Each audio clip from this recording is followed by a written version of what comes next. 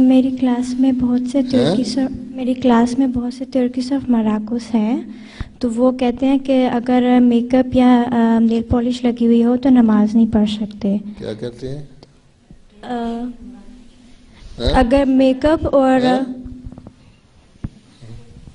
اگر میری کلاس میں ٹرکش اور مراکش بچیاں ہیں، وہ کہتی ہیں کہ اگر نیل پالش لگی ہو تو نماز نہیں ہوتی۔ نماز نہیں ہو سکتی؟ اچھا ان سے کہو نہ پڑھا کریں، وہ تو ہمارے میں ہے وہ نہ پڑھا کریں، ہم تو اس کو جائز سمجھتے ہیں۔ بات یہ ہے کہ تمہارا نیل پالش اور ناخن کے درمیان کوئی چیز ہوتی ہے، کوئی گند جم سکتا ہے؟ نیل پالش اور ناخن کے درمیان جب تم نیل پالش لگاتی ہو تو اس کے درمیان میں کچھ گند آ جاتا ہے؟ نہیں آتا نا، تو بس پھر وہ سیل ہو گیا۔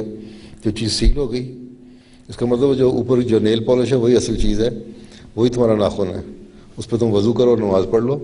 یہ یوں ہی مولویوں نے مسئلے بنائے ہوئے ہیں، نماز نہ پڑھنا زیادہ بڑا گناہ ہے اور نسبت اس قسم کے مسائل کر کے تو نمازوں کو چھوڑنا ٹھیک ہے۔